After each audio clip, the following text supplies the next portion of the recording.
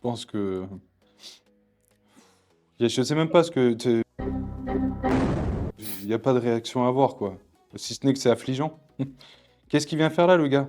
Il a oublié de garer son vélo à l'entrée de l'église. C'est pas un spectacle, c'est pas du cirque, la messe. C'est pas du cirque. Faut arrêter ça. On est là pour adorer Dieu, pas pour faire un numéro.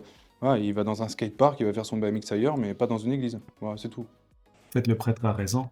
Je sais qu'il y a ce désir d'attirer la jeunesse et les intéresser à la foi religieuse et certaines personnes pensent que c'est une bonne idée d'utiliser tout ce qui les intéresse, vélo, jeux vidéo, différentes activités, mais il y a des espaces appropriés pour cela.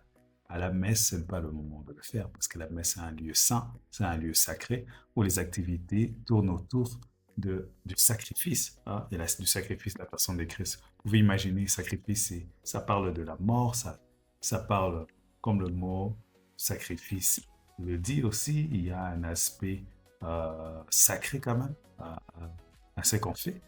Et voir quelqu'un venir avec un vélo et monter au tabernacle, je comprends que ce sont des jeunes, je comprends peut-être qu'il y a un désir d'attirer la jeunesse en utilisant toutes sortes d'artefacts, mais il faudrait que les leaders puissent gagner en fait en conscience et éviter de tels abus.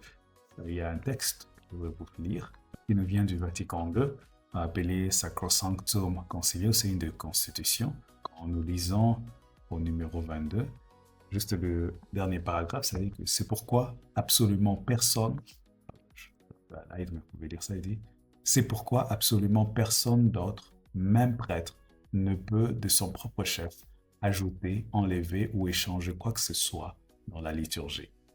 Et pour comprendre pourquoi personne ne peut changer quoi que ce soit à la liturgie, quand on vient au numéro 7, toujours du même document appelé Sacrosanctum Concilium, ça parle en fait de comment est-ce que la liturgie de l'Église et de la messe devrait être faite.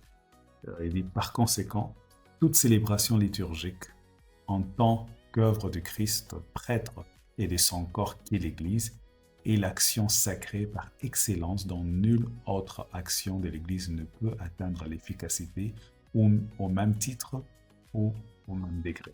Donc vous voyez, l'Église, ce n'est pas un espace neutre, non, c'est intentionnel, c'est un espace sacré où nous nous focalisons sur la personne de Christ, particulièrement son corps, et il est là comme un prêtre, comme un sacrificateur. Si vous vous rappelez la vidéo que je fais, je vous recommande, qui parle en fait de...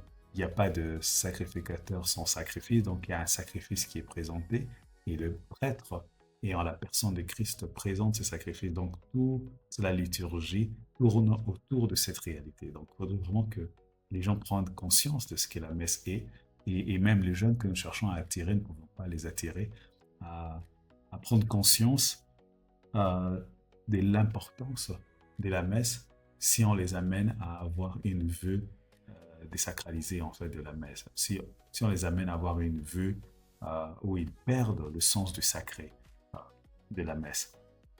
Donc je reviens encore au point 22, hein, c'est important. C'est pourquoi absolument personne d'autre, même prêtre, ne peut de son propre chef ajouter, enlever ou changer quoi que ce soit dans la liturgie. Donc amener des vélos, faire des trucs d'activité pendant la messe est vraiment inapproprié.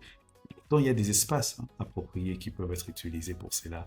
Par exemple, on dit outdoor activities en anglais, donc des activités qui sont hors de l'église. Et telles activités d'évangélisation sont bienvenues. Les gens peuvent faire des jeux avec les jeunes avant et puis prêcher la bonne nouvelle de l'évangile, les amener à prendre conscience de la bonne nouvelle. Mais quand on change d'espace, ces activités ne sont plus permissibles quand on entre dans le sanctuaire pour pouvoir avoir la célébration de la messe. Alors, je crois que le prêtre avait raison et trouve ça ahurissant et je trouve aussi que ça l'est. Et en tout cas, j'espère qu'en Afrique, on ne va pas tomber jusqu'à ce point, mais qu'on puisse apprendre des erreurs de ceux qui nous ont précédés. Voilà, c'est juste une petite réflexion. Que Dieu vous bénisse et j'espère que nous sommes tous ensemble consciemment vers la Pentecôte. Et la prochaine fois que vous allez à la messe, soyez consciencieux. Ce n'est pas un espace pour le végétarien, pour des performances, mais c'est vraiment le lieu où on rencontre le Seigneur. Et cela exige de nous une certaine attitude. de cœur, une disposition pour pouvoir toucher les seigneurs et nous laisser toucher par le Seigneur. Allez, merci.